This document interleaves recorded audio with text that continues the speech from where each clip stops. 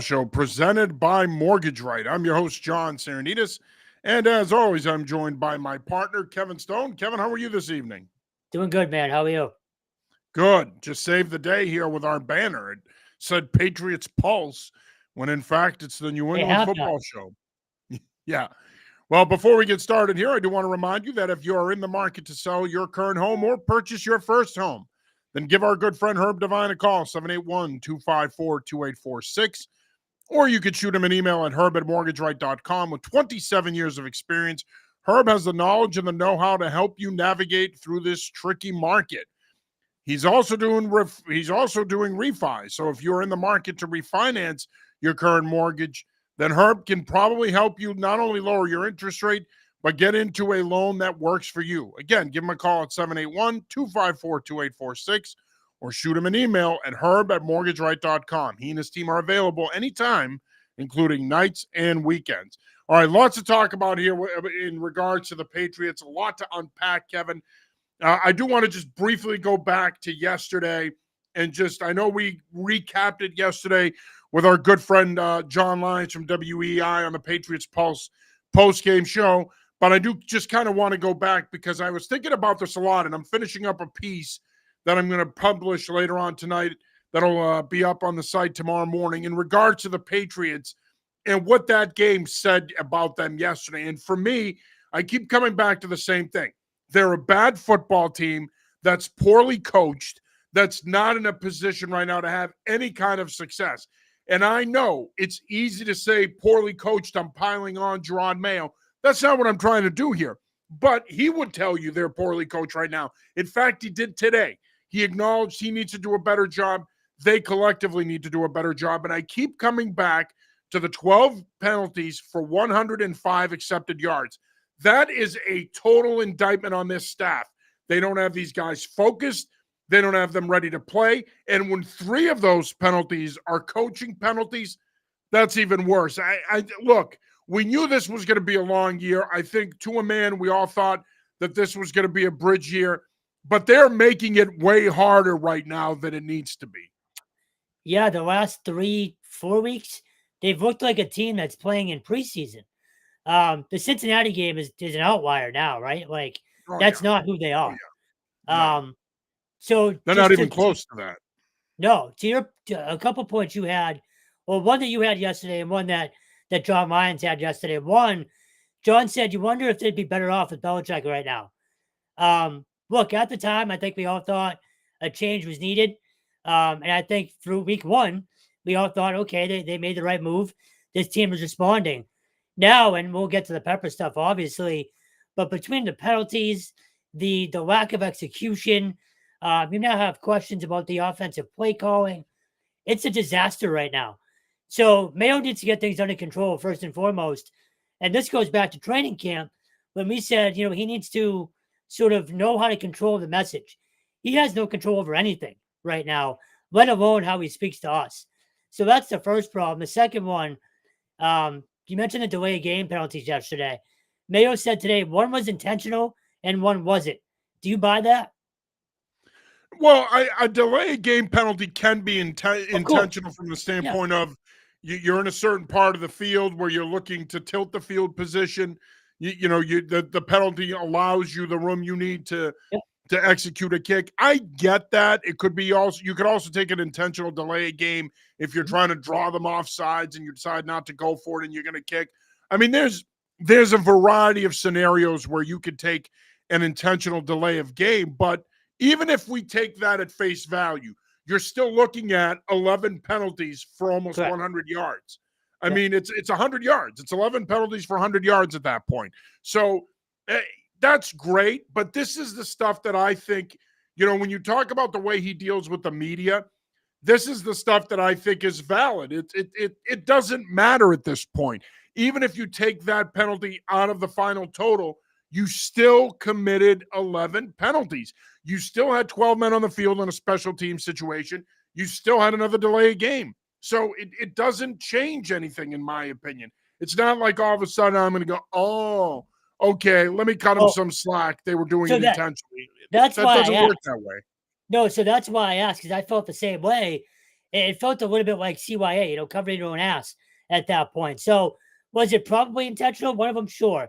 But the overall point was it's a disaster, and there's zero communication, zero control right now at any level of the organization. So, again, disaster is the only word that comes to mind. And I told you yesterday, my father texted me during the game. He said it felt like the 70s. And for me, it now feels like the early 90s, before Parcells, before Bledsoe, when they really were a laughing stock. They have the number one pick right now. Like, they are legitimately the worst team in the league, not just on the field, but off it right now, too. And that's the bigger problem, in my opinion. Well, and look, we always knew that taking over for Belichick, no matter who the heir apparent was or who the successor was going to be a daunting task. We've always known that. Which he said That's yesterday. nothing new. Right. That's nothing new. But I think the problem is you better have your ducks in a row when you take over for a legend like that. I don't care what the sport is. You better be organized. You better have a clear philosophy, and you better have your ducks in a row as a head coach. And it doesn't appear that that's the case right now. And I think, look, universally, to a man, I think we all agree that Gerard's a good guy. And I think that Gerard was a good player, a very good player. He was in many considered him the Tom Brady of the defense when he was healthy and in his prime. He was that impactful. But none of that matters now. And we said this when he got hired, right? It's going to be peaches and cream all the way to the draft. If they take the right guy in the draft, it's going to continue to be peaches and cream until you get to camp. And then let's see how he's coaching the team. And then there were questions there, and the way he handled the media was questionable. And then we said it's going to be all rosy until they hit that skid, until they hit a rough patch. And then we're going to see what he's made of, and we're going to see what this organization is now made of. And I think through 5 weeks, we have a pretty good idea of what he's made of. He looks like a rookie head coach, and this organization looks like the worst team in the league right now. And I don't think we would have thought that it would be this way 4 weeks after that Cincinnati win, but it is. It is. They even teased us in the first half of that Seattle game. They played well, and they got you thinking that they could start the season 2-0, but it hasn't played out that way. They appear to be the worst team in the league. I mean, Carolina, even though they got blown out yesterday by Chicago, they're even playing more competitive football right now, or at least recently. But there's no mistake about it. He's being tested right now. And you mentioned the Jabrill Peppers situation. Of course, Peppers got arrested over the weekend in Braintree. He's been charged with a variety of different charges: domestic battery, possession of cocaine, you name it. He's got several charges. He was in Quincy District Court this morning. Of course, his lawyer denies the allegations, and he said that they have proof that will exonerate Peppers. I mean, look, it's bad enough that the product on the field isn't good right now, and you're trying to navigate through this quarterback situation, and you're trying to figure out how you're gonna coach this team the rest of this season. And then you have one of your captains go and do this. I mean, man, can it get much worse for Gerard Mayo at this point? No, well, I don't know. It's only October. That's the wild thing. So probably yes. But in terms of the Peppers thing, look, you said it. He's a captain. So you now have, I think, 4 of your 6 original captains are now either not playing or possibly going to jail. So that's an issue in itself. How about we say in trouble with the law? Fine, that's correct. It sounds better, right? Sure. Again, hyperbole. I love it. So look, it's you an are issue Captain because, Hyperbole. Yeah, it's an issue because your leadership is no longer in the locker room. Like the guys that you count on, and look, I know that they don't have anyone really that was around for the quote unquote dynasty years, but you still had guys like Andrews and even Peppers to an extent who played for Bill and could sort of, I guess, bridge that gap between the winning and the losing. You know what I mean? So you now don't have that. And you're turning into, I was trying to think this morning, mid 2000s, early 2000s, even late 90s growing up, what this reminds me of. It reminds me of the bad Lions teams or the bad Browns teams or the Raiders, where you always heard this kind of stuff going on week to week.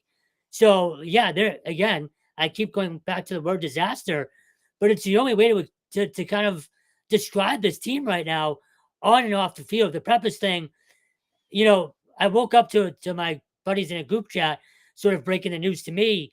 And at first you think, all right, he was in a fight, and he's kind of he's a big dude. We've talked to him in the locker room numerous times, and you don't want to F with him, to say the least. But then you start to hear what's coming out. I wouldn't be surprised if he's not here by the end of this week. If you're the Patriots, how do you leave him on this roster? And at the time this morning, even before the details came out, Andrew Callahan asked Rod Mayo, is he still welcome in the building? He said, well, yeah, we don't know enough right now. Well, you know a lot right now. And look, his lawyers said they have video evidence. That'd be wild if you're exonerated of that stuff with a video, given, the details that we have. But I can't see him being on this team after this week. If any of this stuff is true, this organization, above all else, can't be having this crap around right now. And really, I shouldn't say right now, any organization can't be dealing with that crap. But this team right now, given their history with criminal activity, you can't have him around this building. Yeah, I mean, I just don't think they can rush to judgment, though. I really don't. I think that they're going to have to slow play this. The league's going to get involved. It becomes an NFLPA issue if you rush to judgment and you release him. They are going to need to have evidence, and it's going to need to be rock solid evidence, I think, for them to move off from him. You got to remember, I think we ran into this a couple of years ago with Jack Jones, but I think this is a different situation. Yeah. This is a little bit of a different situation. These are certainly serious charges. I'm not trying to downplay them. I mean, they're very serious charges, and certainly if they're proven to be true, he should be jettisoned. They should move on from him. Yeah. But I will say this. I don't think they're going to rush to judgment. I think they're probably going to sideline him until they get more information, until the league gets involved. And I think ultimately they'll make a decision. And the other thing is, you're innocent until proven guilty. They've got to give him an opportunity to prove his innocence here. So I don't think it's going to be that quick that they decide to move on. I think it's going to be a process. The only reason I think it would be is, again, just given sort of what they've dealt with over the years, and PR-wise, that's a brutal image, right? Like, again, I don't want to sound like I'm defending him in any way, but we've talked to him before. Doesn't seem like a bad guy. That doesn't mean he's not. No, listen, I've said it for 2 years now. I think he's a glue guy for them. And one thing I could say about Jabrill is he's always been good with us. Yep. He's straightforward. He's passionate about playing football. He's passionate about the Patriots. When I first saw this morning, it was really disappointing to me because, you develop relationships with these guys. And I really, really like Jabrill. And I think he's been a class act. He's a tone setter. Yes. On and off. And he's a good dude to be around in the locker room. Yeah. Always very professional with us. I mean, I don't have a bad word to say about the guy in terms of dealing with him. No, and I don't want to make it disappointing. I don't want to make it sound like we're defending him if this stuff is true either. But no, we're not. We're just simply saying it. It almost seems out of character for him, at least based on what we've seen around the building. Yep. Yes. Better way to put it. Yeah. So we'll see how this plays out. But like I said, I can't see them rushing to judgment here. I think they got to let this thing play out a little bit, and they got to have more information before they make a decision on his future with the organization. Ken Mathias checks in. Ken, thanks for checking in. If they don't make a change at quarterback, what will happen going forward for this team with issues on and off the field? Ken, your guess is as good as ours. Look, it's going to be a long season. I think it's inevitable now. If you read the tea leaves, they're going to make a quarterback change. Whether it's this week or it's in the coming weeks, it's coming regardless. I did watch the film for a piece that I'm going to be putting up tomorrow. The bottom line is he's holding on to the ball too long. He's staring at the pass rush. He's holding on at the ball too long. The protection is not good. Nick Leverett had a terrible game, and I give Nick a lot of credit. He stuck around for over a half hour yesterday after he got cleaned up, and he answered questions from multiple members of the media one-on-one, and then there was an assembled scrum around his locker that he answered questions for as well. So I give him a lot of credit for stepping up and owning his performance. But the bottom line is the offensive line played better yesterday, but when you go back and you break it down on a snap-by-snap basis, they still didn't play great. I would still probably grade them around a C minus. And you have to ask yourself once again, and we talked about this on the postgame show yesterday, is this a scenario or a situation that you want to put this rookie quarterback in? Now, I don't care what anybody says, Kevin. I'm convinced that part of the reason now all of a sudden Mayo's changing his tune, obviously one is the performance of the offense and Brissett, but the other thing is there's got to be some pressure coming from somewhere in his direction that basically centers around the fact that Williams, Daniels, and Nix are starting and winning. It might be time for us to join to jump on that wagon and start playing our guy. I have a hard time believing that this decision, if it's made this week, is strictly a Jacoby Brissett performance decision. I think there's more to it than that. Brissett, for what it's worth, went on WEI today and said he still believes he's starting on Sunday. So it's abundantly obvious he hasn't been told anything yet. So take that for what it's worth. So Devon Gottschall was on with Keith and Jones on EEI today, and they asked him, I forget the exact question, but his answer was it's up to the coaches and Elliott Wolf. So I already don't love the fact that this is going to be, partly an Elliott Wolf decision when it should be strictly a Mayo decision. Now, we can argue whether or not, Elliott Wolf should be involved because it's their plan, the quote-unquote plan that we've heard of. But, look, I've been saying this for weeks now. At some point, if you're the Crafts, and I know you're saying in terms of, the other rookies have a say in this, for lack of a better term. But if you're the Crafts and you're watching yesterday and you see all the empty seats up in the top rows and you see how putrid the offense looks and how many penalty yards they have. At one point, they have more penalty yards than passing yards. At some point, it's a business decision. Whether that's the right way to approach it or not, it's probably not. I think we both agree on that. But at some point, they're going to be in Gerard Mayo and Elliott Wolf's here. And I'd be shocked if that wasn't the case. So now it's how do we get asses in seats in November and December? But I don't think, again, and I know you talked about this yesterday, I don't think it's about asses in seats right now. I don't. I know it's a business. I know the Crafts want to make money. I get all that. That doesn't matter. And it doesn't. It doesn't matter. No, it doesn't matter. I really don't believe it matters right now because the reality is it's not about that. When you start being half empty, then that becomes an issue. But some seats that are empty in the corner of the 300s right now, that's not going to move the needle enough for them to go to him and say, hey, you should do it for this reason.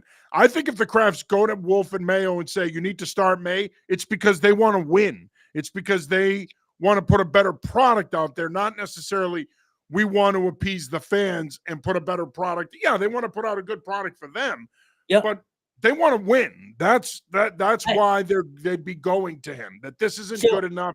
It's time to make the change. I don't think that their initial reaction is going to be, hey, we got to make a change because we got to put asses in seats. I don't think that's it. So I completely agree with you. To your point, that's more so what I'm getting at is we need to have a better product on the field so we don't have the empty seats. Do you know what I mean? I don't think it has anything to do with the seats. I simply think they want to win. And if they had a say in this, which obviously they do, they own the team. Right. If they decide to inject themselves into this situation, I think it's going to be, we want to win. And it's time to play him. We can no longer wait. We can no longer watch this. We want to be more competitive. We want to win. I don't necessarily think initially, in my opinion, they're going to be pushing for him to be the guy because they want to get more asses in seats. They want to win. And Kraft has talked about this extensively, that I'm not getting any younger, that I want to see another playoff run here before I relinquish control of the organization, blah, blah, blah. I think if they push him to make the change, it's driven by that more than we need asses in seats. You got to remember now, those tickets have been purchased. If people choose not to use them, yeah, it's a bad look, but it doesn't matter. The Patriots have made their money already. That's fair. Let me ask you this. Do you think it is just Mayo's call, as he said over the last few weeks? No. Because I don't anymore. I don't. I don't think it's Mayo's call. I think it's a collaborative call. I agree. It is a major problem. Yep. And I don't think it's his call. I think it's a collaborative call, and I think that it shouldn't be that at all. He's the head football coach. Empower him to make that decision. That should be coming from the Crafts. It should be, look, Elliot, you pick the players and you have final say over the 53-man roster, but ultimately he has final say on how to use the 53-man roster. And it should be his call. And if it's a collaborative call, honestly, if I'm Gerard Mayo, if they tell me it's not your call, it's all of our call, then you have to wonder why you want to be the head football coach here. You really do. And I'll be honest with you, not only that, but what's it mean for future head coaches of this organization? Are guys going to want this job if it's, quote, not their call? This collaboration stuff, it's great. It's hunky-dory. It shows unity and a unified front. But the reality is, at the end of the day, whenever they do decide to play Drake May, that's got to be Gerard Mayo's call. The only people he should be talking to about this is his offensive staff. It should be Van Pelt. It should be McAdoo, McCartney, and the rest of the offensive coaches. He should sit down with them. They should take a look at everything right now that's going on offensively, and they should make a decision. But Elliot Wolf, in my opinion, should not be involved in that decision. It should be Gerard Mayo's decision. Agreed. Just real quick before we move on, you've been a Packers shareholder for however long now, and I know it's different. Brett Favre was in front of him. Whose call was it for Aaron Rodgers? Coach or no? Ted Thompson made that decision. It was Ted Thompson made the decision to draft him. It obviously chapped Brett Favre. He wasn't happy about it. He didn't like Rodgers in the beginning. He grew to like him, and they grew to have a good relationship. But Favre had no interest in mentoring him. But that was Ted Thompson's call. They knew that Brett Favre was on the back nine. They knew that even if he wanted to keep playing, it wasn't good for the long-term viability of the franchise, and they made that decision. And they made that decision again in 2020 when they drafted Jordan Love. Brian Gutekunst made that decision. I only asked because we've all heard they're doing it like the Packer way. I wasn't sure if it was collaborative at that point too. It seemed to work out, but I totally get this is a very different situation. Right. Your coach has to be on board with it. And I think that Mike McCarthy was on board with it at the time. And I think that Matt LaFleur was on board with it. I think they recognized that we could still maximize our championship window with Favre or Rodgers and transition to this next guy within that window and just pass on the baton. And look, in the case of the Packers, it's worked out so far. Now, we have to see how this season goes.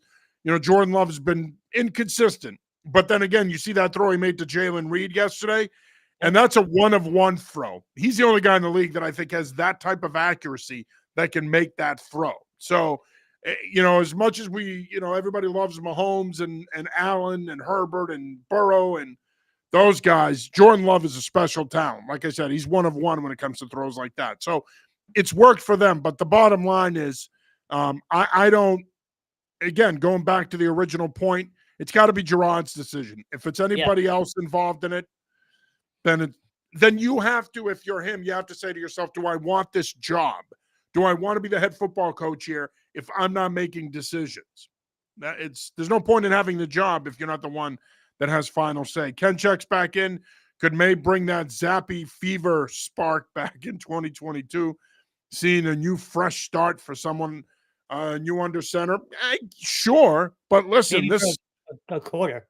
Yeah, but this has to work long-term now. He's supposed to be your franchise quarterback. Everything you do moving forward for the next 10 to 12 years is going to be geared towards putting the pieces around him because he's the guy, and it's going to be geared towards building the roster around him to win. So, you know, I think at the end of the day, it'll definitely give them a spark. I mean, if May ends up getting the nod this Sunday, it'll give them a spark, 100%. But you know what? How long it lasts, we'll see. I think a lot of it ultimately comes down to that offensive line. Because I do think if May starts, that skill group will be better. They'll get more out of that skill group because he's better than Brissett. But that offensive line has to protect him. The other thing is, if you start May, you got to scheme it up different now, especially in pass pro. It can't be what you've been doing. You're going to have to protect the kid. So you're also never going back either. It's his team now. It's his team now. Unless you F him up so bad that he shows week-to-week regression and then you have no choice for his own sake. But then you're going to end up in the same situation Carolina's in with Bryce Young. You F'd him up, and he's so F'd up that you can't fix him now. and he's going to end up having to go somewhere else. You're seeing what happens when a quarterback eventually gets to a point where they're comfortable and ready to play. You're seeing this with Sam Darnold in Minnesota now. He's having success under a quarterback guy and Kevin O'Connell, an offensive coach, because he's matured enough in his career that now he's comfortable playing in this system and he's having a ton of success. So, you can't. You're right. You can't go back. So we'll see. Today we talked about this last night, but obviously Houston comes to town on Sunday. Do they have any shot here? I mean, if let's assume they start Drake May. Do they have a shot now? More so. So I said no shot yesterday. I'd give them 25% if they start May, because I do think you'll end up seeing. Now I suck at math. We can't be doing percentages. Hey, that's why I'm a writer. Believe me, I do too. But that's why I was a history teacher. I think again we go back to the spark. Yeah, they'll be ready to go and probably amped up to play for the kid in terms of the other offensive players.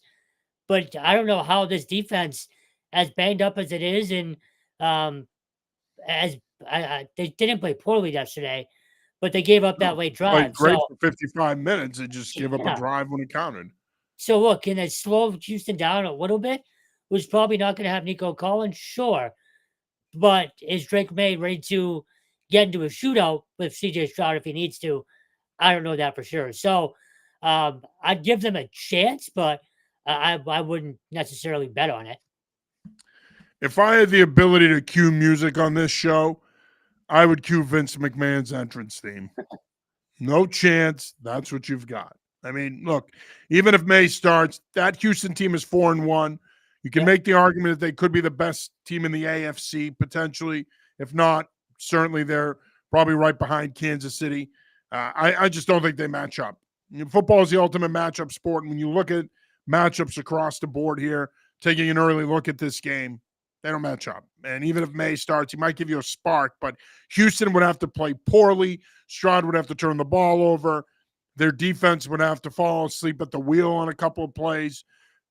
I just don't see it happening. So we'll see. One other thing just occurred to me. Nick Caserio has built a wagon there.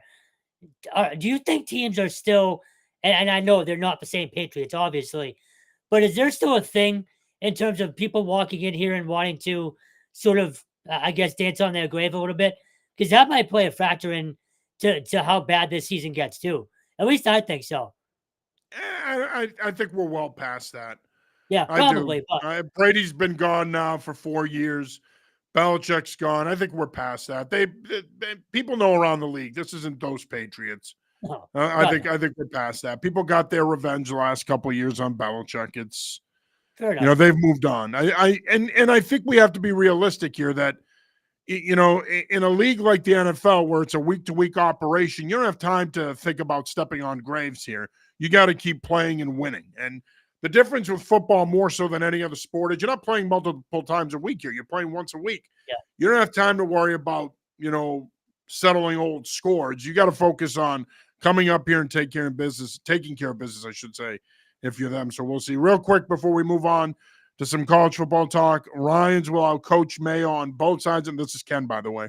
Ryans will outcoach Mayo on both sides of the ball, and it will be an uphill climb for the Patriots offense trying to score points unless the QB change happens. Yeah, I think that's a fair assessment. I would tend to agree with you, Ken. I think it is going to be an uphill climb. I mean, that's all we've seen the last 4 weeks. And now the part about Ryans out coaching Mayo, maybe situationally, but it's more of the fact that right now their staff is more cohesive.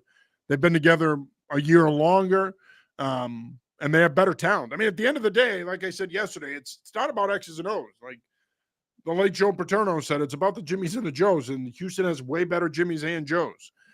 You are watching / listening to the New England Football Show presented by Mortgage Rate. I'm your host, John Sirenitas. As always, I'm joined by Kevin Stone. Just a reminder, if you are in the market to purchase your first home, sell your current home, or refinance, give our good friend Herb Devine a call, 781-254-2846. You can also shoot him an email at herb@mortgageright.com. With 27 years of experience, he's the guy that you need in your corner to navigate through this process. He and his team are available anytime, including nights and weekends. So give Herb a call or text him today. All right, Stone, we've got about a half hour left here. primarily because we want to be more efficient with the show. But I also have my second NHL draft at 9. I had my first one last night. I had the second pick. I took Connor McDavid. ESPN, by the way, is Connor McDavid as the 4th best player in fantasy hockey. I think that is gibberish. It's wild. It really is. They got Nate McKinnon as the best player, and they got Matthews and David Pastrnak. They had Pastrnak ahead of McDavid. I can't. I can't deal with it. Even I can't go deal with how overrated the damn Bruins are. It drives me nuts. So in any event, we're not going to get into that. Anybody that knows me knows I'm a Habs fan, and I hate the Bruins with an unbridled passion. All of that being said, let's move on to college football. Speaking of passion, we got a pretty good look at Teapot. Teapot's back, baby.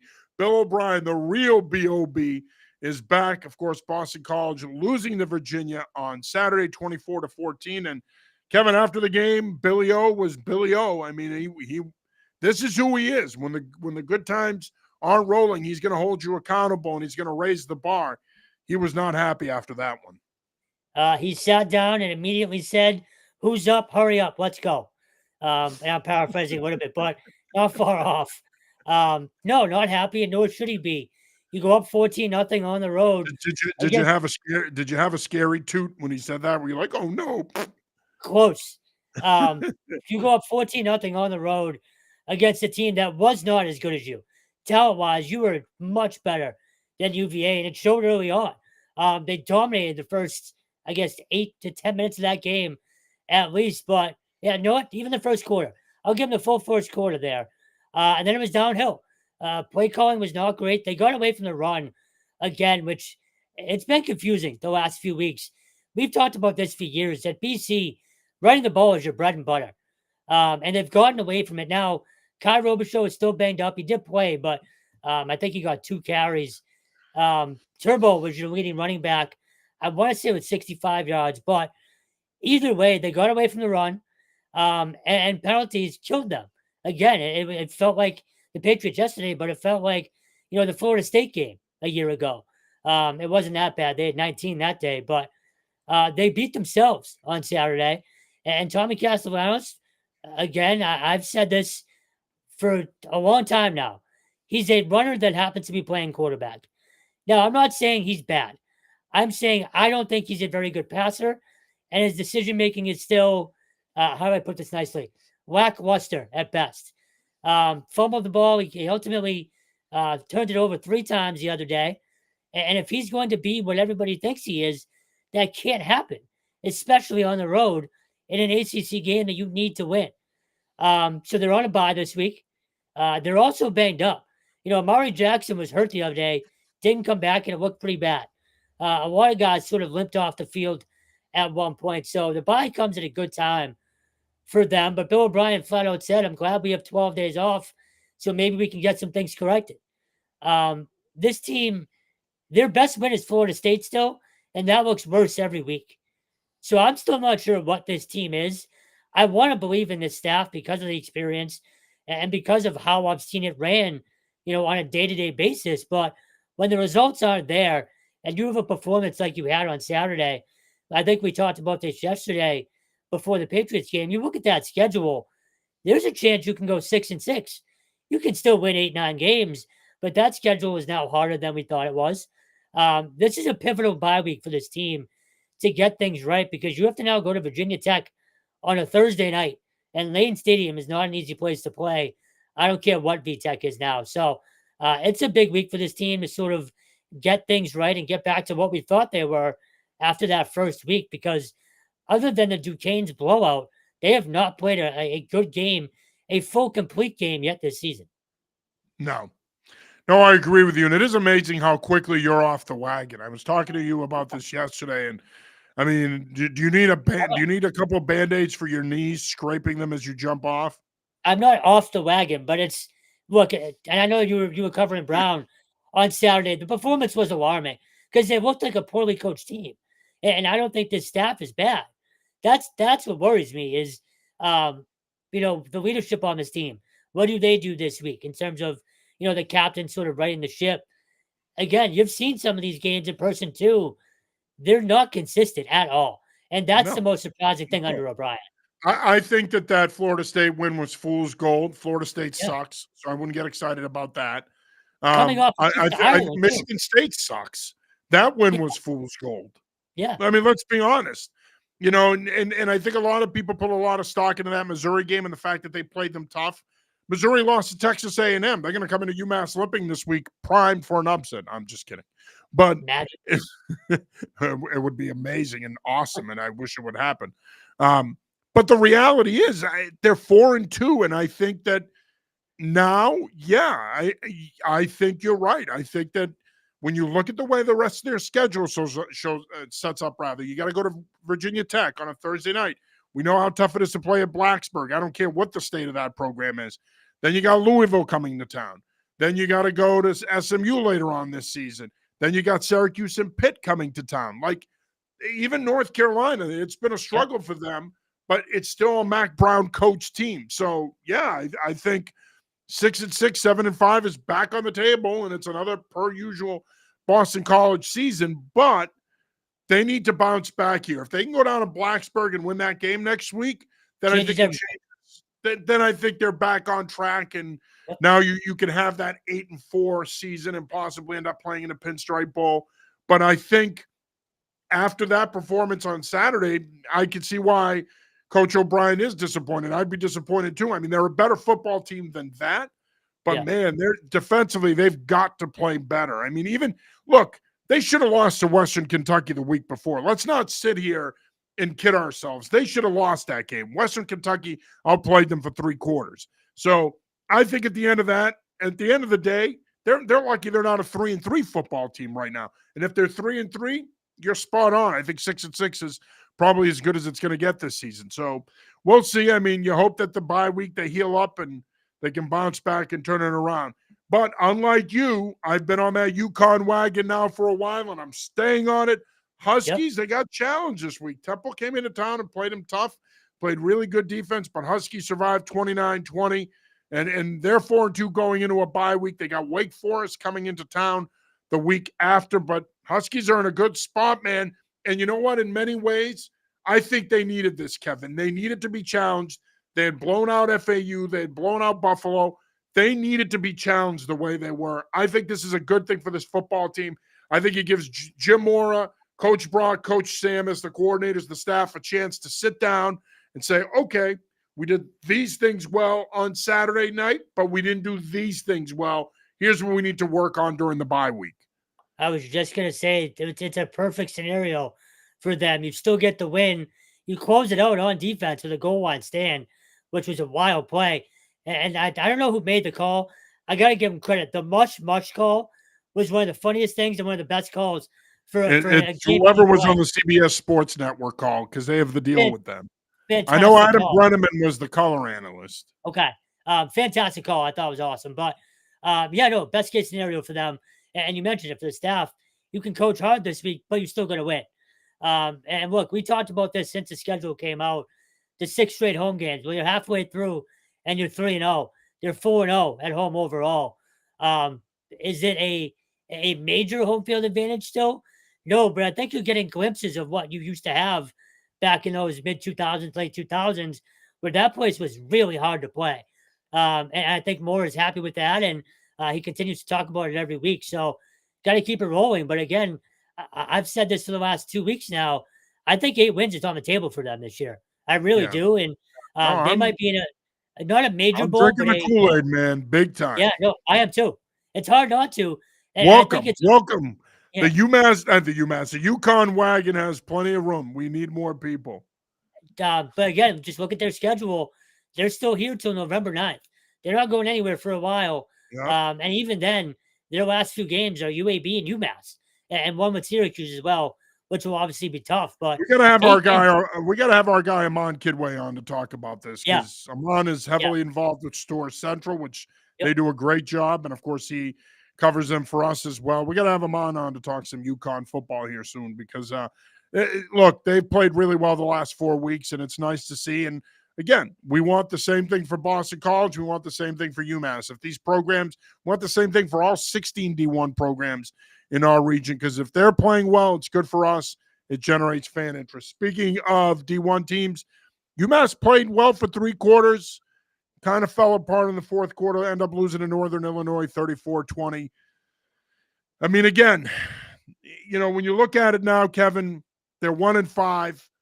You got Missouri coming into town. It's just, I mean, they're playing better, but it's still not enough. Yeah, John Brown keeps talking about the same thing. They can't finish. Can't finish games. I think it was 13-13 heading into the fourth or something right around there on Saturday, and they gave up 17 unanswered or 21 unanswered, whatever it was. No, it was 13-13 going into the fourth. Yeah. And they got outscored 21-7 in the fourth quarter. So it's the same thing every week now. Well, I mean, I'm not sure what else we can say at this point. Missouri's going to be ugly. You still have Georgia. You still have, I think, Mississippi State. Missouri's coming off a loss to Texas A&M, so they'll be a little hangry. And just as a side note, wait till they see that visiting locker room. It is a far cry from the SEC. We're not in Kansas anymore, Toto. No, I can't. I'd love to see the reactions. But, I mean, we'll have Ryan Barry there covering the game on Saturday, and I'd like to think Don Brown can at least have a game plan to make it interesting for a quarter, maybe being at home. But, bowl eligibility is now off the table again, unless you have some miraculous run that would include upsets over Missouri and Georgia. Like, it's going to be the same ending as we've seen the last, decade now for UMass. So it's frustrating because, again, we've gotten to know those guys. And, again, you mentioned it. We want to see everybody doing well. It's just, it's hard to cover this team right now because it's the same thing every single week. Yeah, no, I agree.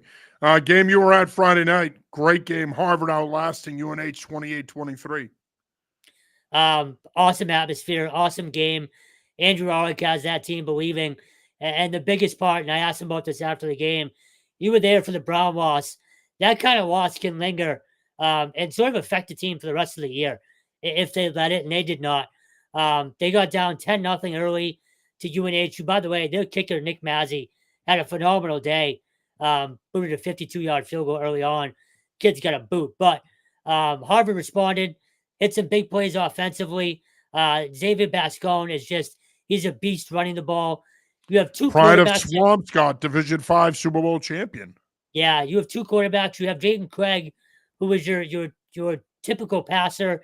And then you have Charles DePrima, who's sort of been in a red zone and goal line package guy. I love the way they're using him. I mean, they're using him as an athlete now. They're playing him at receiver. They're playing him at quarterback. He's a really good athlete, and they're getting him touches in a bunch of ways. They did it against Brown, too. Yeah, they're mixing everything up, and they're hard to defend.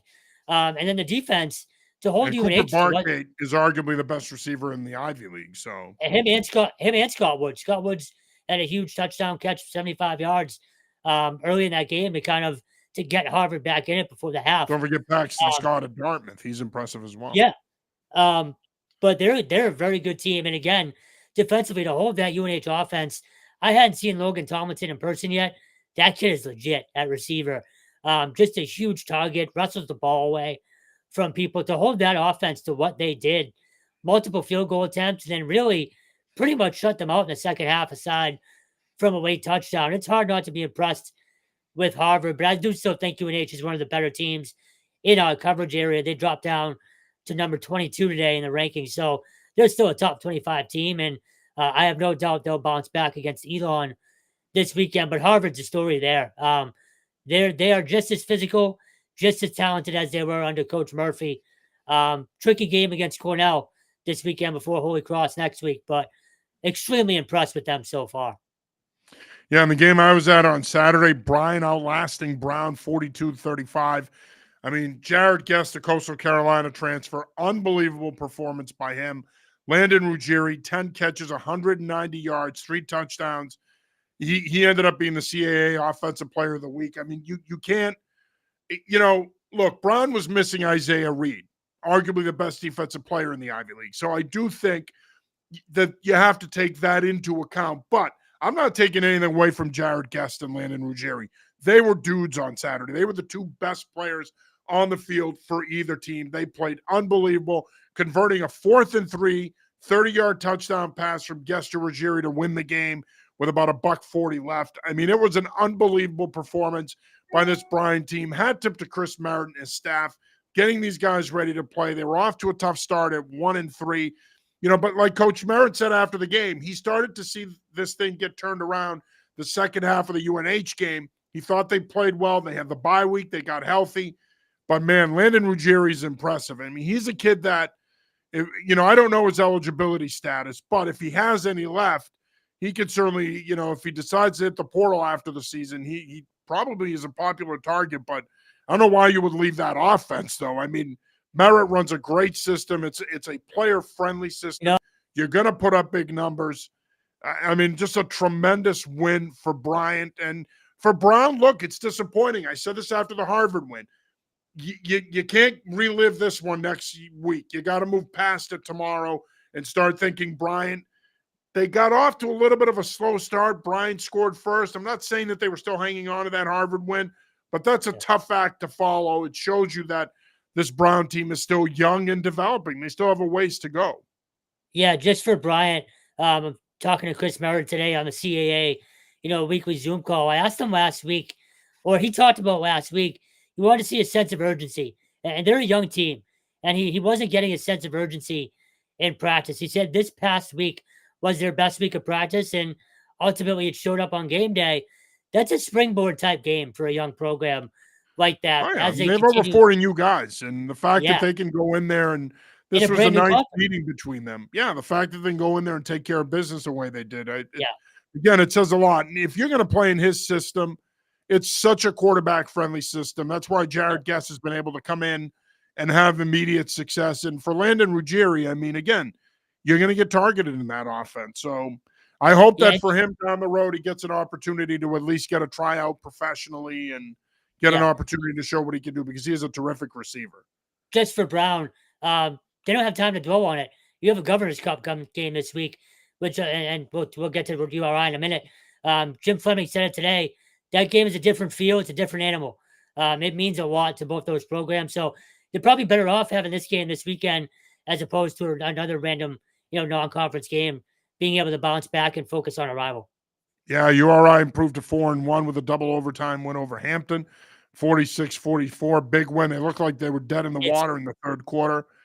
They come from behind. And it's interesting. I was talking to Bill Koch from the Providence Journal during the game on Saturday at Brown.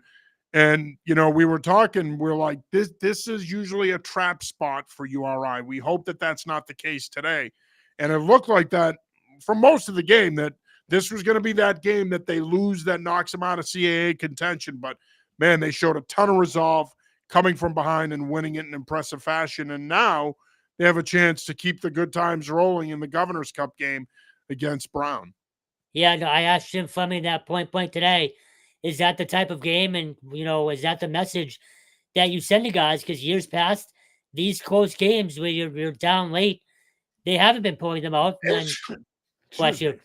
And those games ultimately cost you in November when the selection show is on and you're a game or two short. And Fleming said point blank, yeah, that was the message all week. It's if I told you needed to win this game for a championship or, to be a playoff team, would you play harder? So I love the messaging that he's given to these guys. He's talked a lot about they've lost focus in years past on the week to week. So I think the staff is more honed in or making sure guys are more honed in on that daily process. And look, they haven't made the playoffs since 1985. So these types of games, they ultimately may come down to them getting in or not getting in. So just a great story so far. Yeah.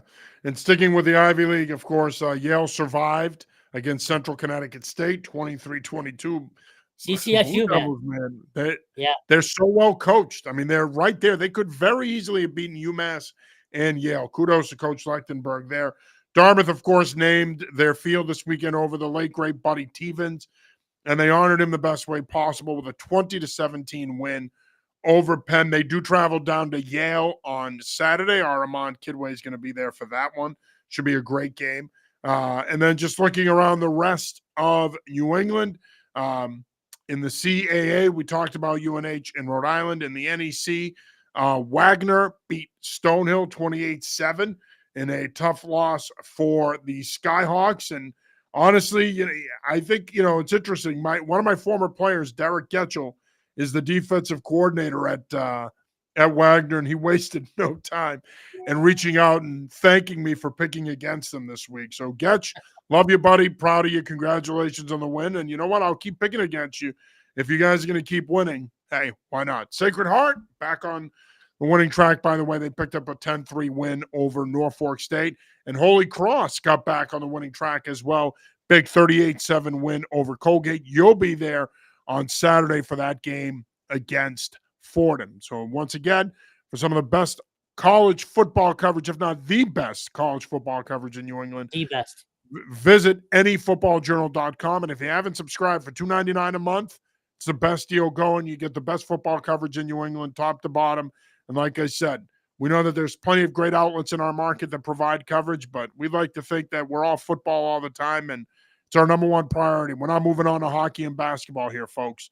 We're going to be football from now until infinity. So there's that. High school football, a lot of great games this weekend. A couple of big games over the weekend in New England. Up in Maine, Thornton Academy winning a close one over Noble. Down in Connecticut, Bunnell shutting out Massac 21-0. You also had some big games up here in Massachusetts as well on Friday night. Down in Rhode Island, Bishop Henrican beat LaSalle in their annual rivalry game. And you had a couple of games here, too, that had some impactful scores as well, Kevin. Yeah, I mean, look, it's hard to believe we're halfway through the year, first of all. But you're starting to see, teams separate. Again, I said this, Yeah. I think it might have been last week, if not the week before. I think you're going to see those top teams separate earlier and earlier each year, and we're getting that now. I'm just trying to go back and see where we were at this weekend. Being in Harvard on Friday night threw me off. But in terms of this weekend as well, there's a ton of great matchups. You have CM. Sorry, CM hosting Zavarian. Yes, yep. Thank you.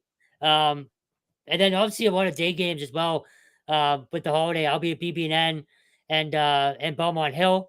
Sorry, you got a big one on Friday afternoon too. St. Seb's and Tabor. We'll be at that one as well.